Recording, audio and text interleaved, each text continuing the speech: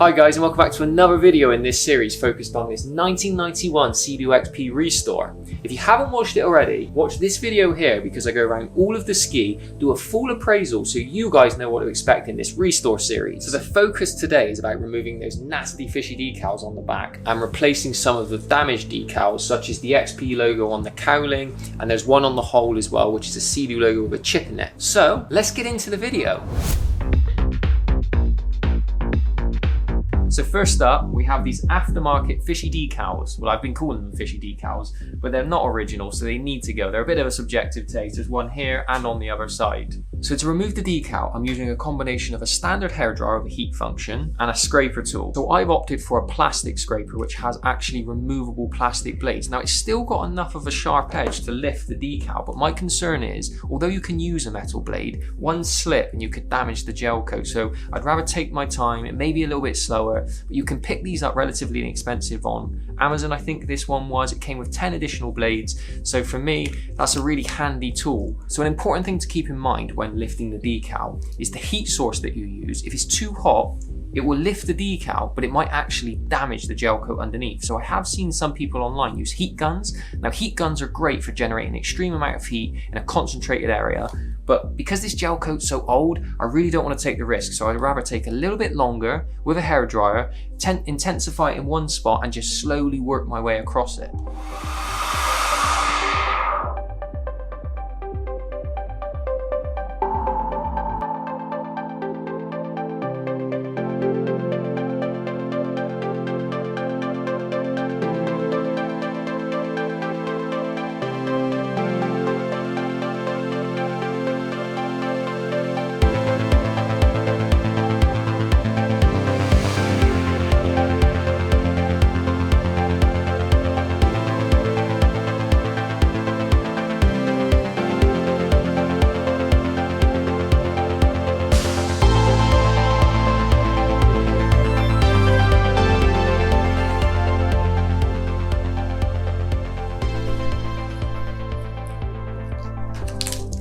So no more nasty fishy decal. It came off relatively easily, to be honest.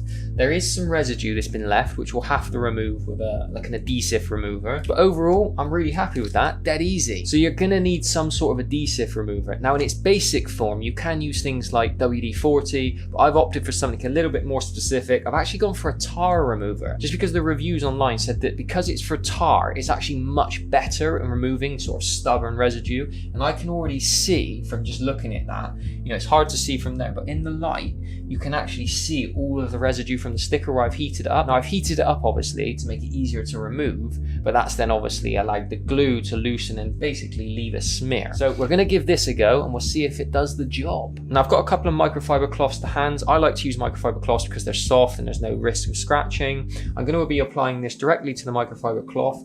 You can actually get these in adhesive wipes, but I wanted to be able to apply it liberally because I've quite a lot of area and different stickers to remove. So I've gone for the bottle format.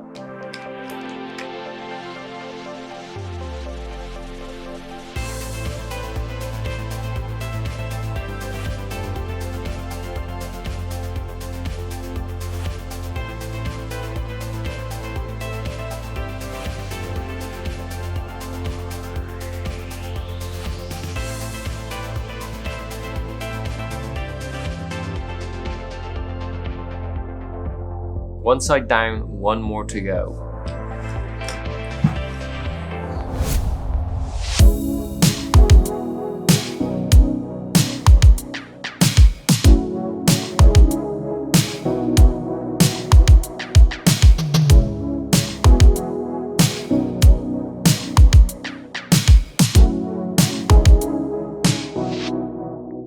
So next up we have this XP decal on the front cowling. Now this is technically original, however it's looking a little bit tired. The previous owners tried to save the decal by using super glue because the edges have started to peel up. This is natural for some of the older decals just because of the age, but the super glue has created this sort of bumpy effect on the decal, and also we have glue residue on the outside of the decal, so it has to be replaced. The thing is, however, I do sympathise with the previous owner because trying to find an original decal for a 29-year-old XP is near on impossible. It's not as if you can ring up Seadoo and say, please can I have a 1991 Seadoo XP decal? They basically just don't have them anymore. So then what you find yourself doing is going online trying to find a third-party aftermarket supplier of these decals. What I found with the online suppliers is at some stage they would have had to trace the artwork themselves to be able to recreate the decal. This will mean a similar process to what we're going to do today, which is removing the decal, taking a reference. In our instance, we're going to scan it into the PC so we have it digitally. You can then give that to a vinyl supplier to be able to print your decal. Now the key thing to remember is you want to use a good vinyl, something that's got good UV protection, something that's not going to peel up again. Now vinyls are typically very good, so it's not as if these suppliers are doing anything wrong. The challenge is, if you're purchasing these decals online, you can't be 100% confident in the colours, the sizing, and how close it is to what should have really been there. I want to be sure that I'm as close to OEM as possible, so I want to recreate the artwork myself. Interestingly, this is the first iteration of Seadoo's logo, and confusingly for me, even on the whole of this ski, they've used a different logo iteration to this one here.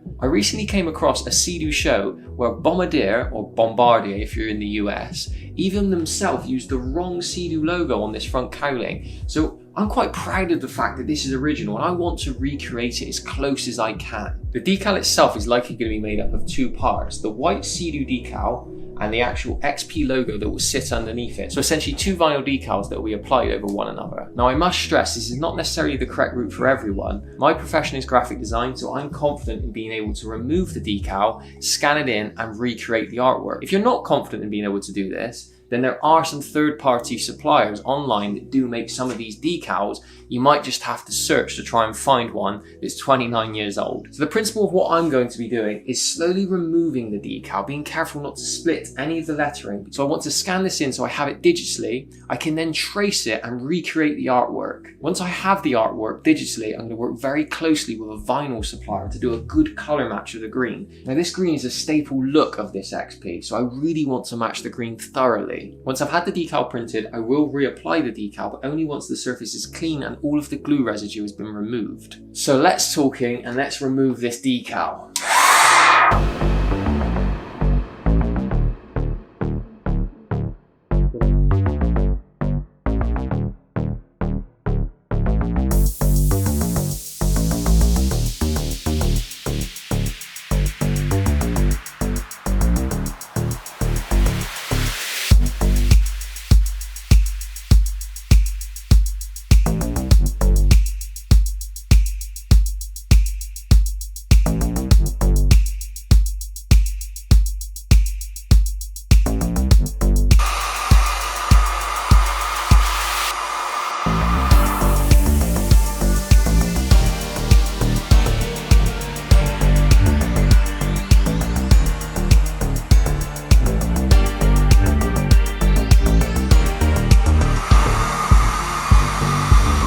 What I've got here is just some basic masking tape, because what I've noticed is as I'm pulling it away, the decal's actually starting to flap. Now because I want to keep it as one piece, I don't obviously want it to rip, so I'm just going to put a tiny bit of low tack masking tape on, and this will essentially just stop that happening.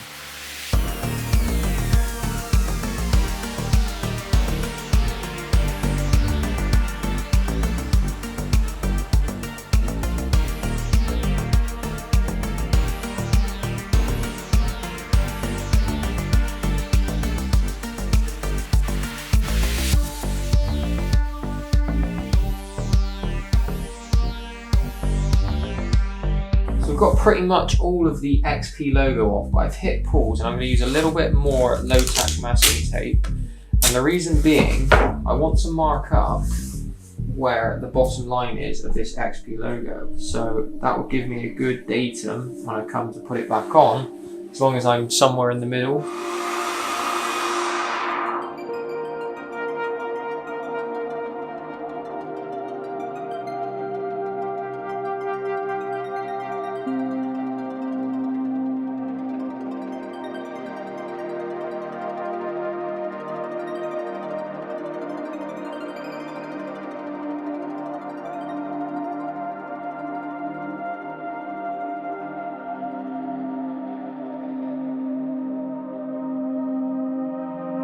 So now the decal's gone, I'm going to use some of the adhesive tile remover to get rid of the dirt marks that are all sort of around the edge of the sticker. Now really important, I'm going to lift the cowling and I'm going to do a little test spot underneath with this tile remover just in case there is any discoloration. I don't want it to happen on my lovely cowling.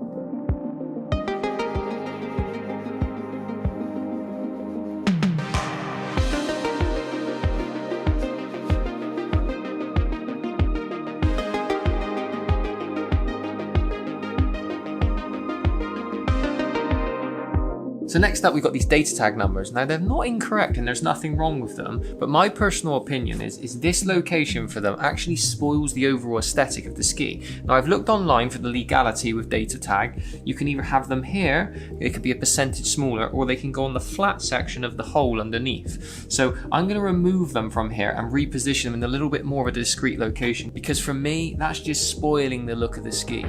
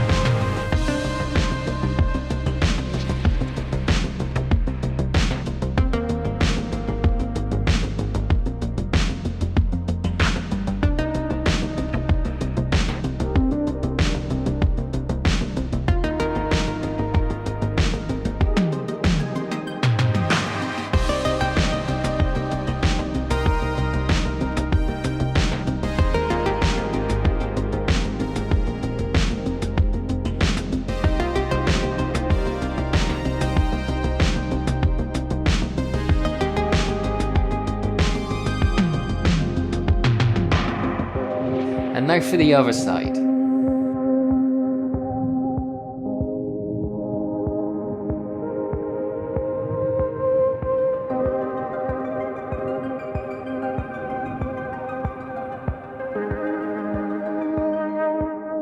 So that is both sides done. I've got a bit of an arm pump on, to be honest. They were actually very tricky to remove. The glue was just so gloopy, and actually even when you were sort of wiping it away, you had to treat it almost like sort of a glue that would sort of ball together and push the glue away. But the tile remover actually did its job. It was very, very good. And then once you sort of get the most of the residue off, you can then sort of wipe away the remaining little bit. The only negative is the sun has actually caused a little bit of staining around the lettering and numbering. Just for sort of the years, I guess, of it being there. So hopefully when we get to the polishing stage and we cut back a few layers, hopefully it removes some of the intensity in the whites that we're seeing at the moment, because we've got sort of an off-white colour next to where the letters would have been. So let's move on to the next. So next up we have the Seadoo logo, which is on the whole of the ski. Now again, I'm being super pedantic because it's just the O and there's a small chip there, but I want everything to be perfect. The original plan was to remove the whole of the logo and just replace it all, but because it is quite a big logo, I'm going to have like a phased approach, if you like. So I'm going to attempt to remove the O to start with, take that along to the vinyl supplier, try and get a really close colour match, and if I can, as long as I take a size reference, which is relatively straightforward to do, by essentially just taking the size, then I essentially just have to marry it up. If it works, then essentially I've got away with just changing the O. If it doesn't work, then it means I'm going to have to revisit and remove it all. But I'm going to start with the less dramatic approach, if you like to start with.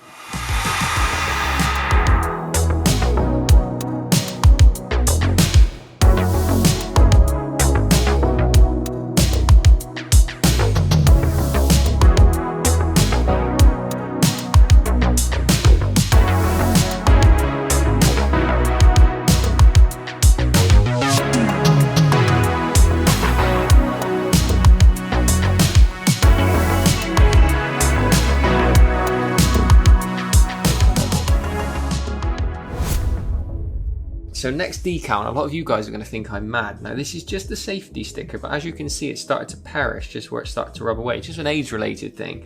I know I can source this. I've downloaded the original 1991 owner's manual, which always typically used to have a lot of the safety stickers. So I'm going to remove this carefully and then take a size reference. Then I can take the artwork that I've extracted from the owner's manual and essentially get the sticker reprinted, and I can reapply it. Small little touch, but I think quite nice.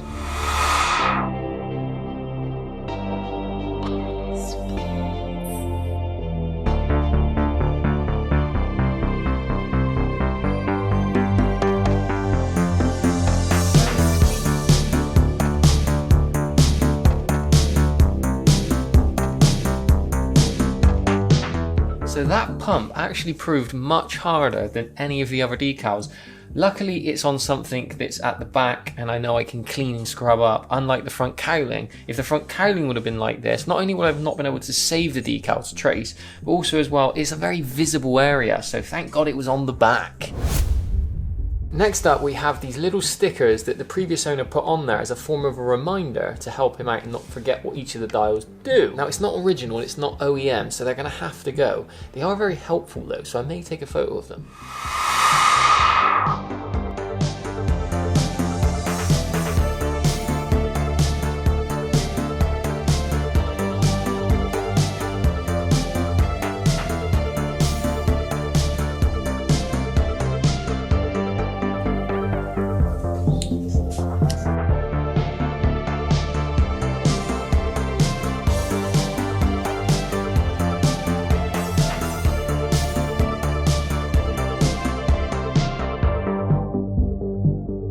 That's the decals removed, guys. If you want to see me reapply them, you're going to have to stick around, so hit the subscribe button. There is tons more content coming. Next video, we're going to be doing a deep clean of all of this ski. Plus, this channel is dedicated exclusively to classic jet skis. There's going to be lots of adventures, not only on this skis, but lots more like it, so stick around. Thanks for watching, guys.